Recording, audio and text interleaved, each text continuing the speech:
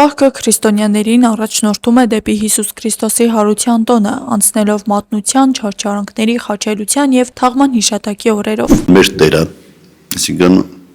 Հիսուս Քրիստոս, իր ամբողջ գործունեության կիզակետում, նպատակային կիզակետում վերջնանպատակ էսպես, որի մեջ ինքը պետք է բավարարված լիներ, որ ինքը կատարյալ կատարել է,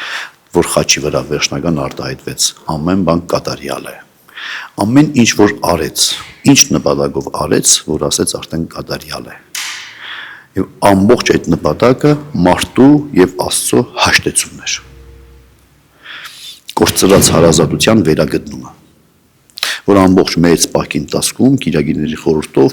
փուլ այսպես եկել էր։ Այս ճանապարհի գագաթնակետը ավագ շաբաթն է, քրիստոնեական տարվա ամենախորհրդավոր շրջանը։ Այն ընդգրկում է Քրիստոսի երկրային կյանքի վերջին 7 օրերը, ուսուցումները, տառապանքները, մահն ու հարությունը։ Սա մի տեսակ վերանորոգության շրջան է, վերակազդուրման շրջան է, որովհետև առօրյայի մեջ մենք աշխարհիկ հոգսերով տարվելով, նյութական աշխարհին վերաբերող տարբեր խնդիրներով տարվելով մեր եւ Աստծո հարաբերություններում բաց թողումներ ենք ունենում։ Հիմա հարության տոնը ամբողջ իր այս փնջով հանդերձ մարդուն վերականգնում, վերակառուցում է։ Հայ առաքելական եկեղեցու տաղավարտողներից է Հիսուս Քրիստոսի հարության տոնը, զատիկը, որը խորհրդանշում է մեղքերից զատում եւ վերադարձ առ Աստված։ Եթե դու քեզ ես նայում, առաջինը դու ես, քո կյանքի կենտրոնում դու ես,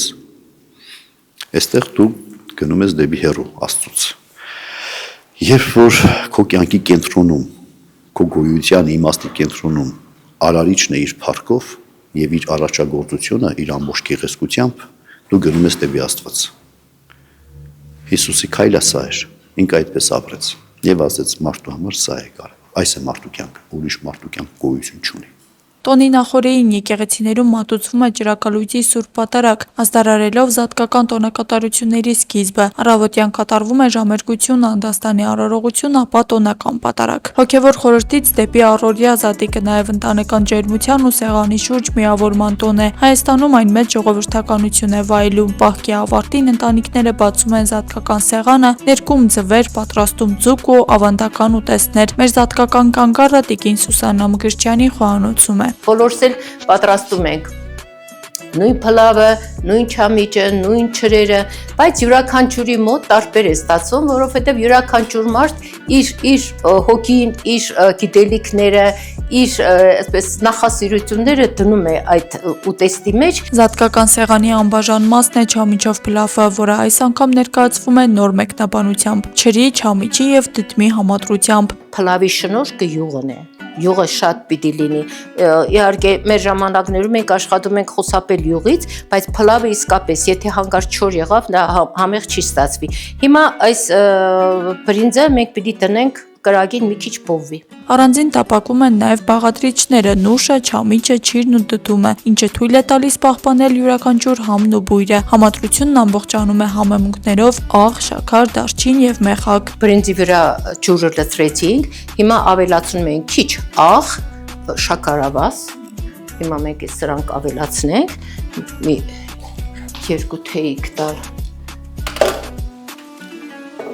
թեյք տալ շաքարավազ, մի փոքր աղ,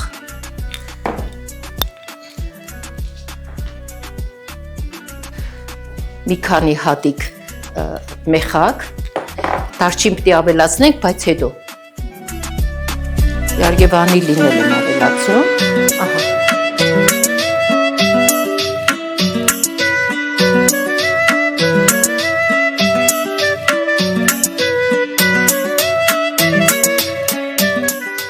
Սրան ավելացնում ենք դարչին։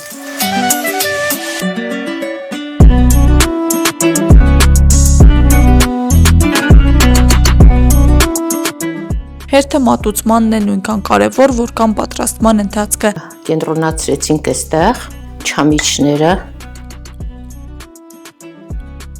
Ահա, ուրեմն այստեղ խնձորին պիտի մենք տեղավորենք, սպասեք մի քիչ իրան մենք նուշ տանք, թող մեզանից չնեղանա, այստեղ բացենք, օպ, ահա,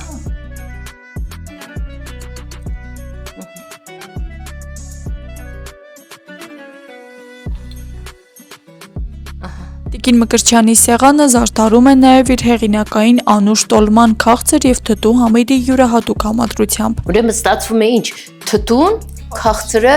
աղին, բոլոր իրար հետ շատ գեղեցիկ համերի համադրություն է։ Զատկի տոնական օրը միավորում է մարդկանց ոչ միայն սեղանի շուրջ, այլև հավատքի ու ավանդույթի մեջ։ Բոլորից ցանկանում եմ սեր,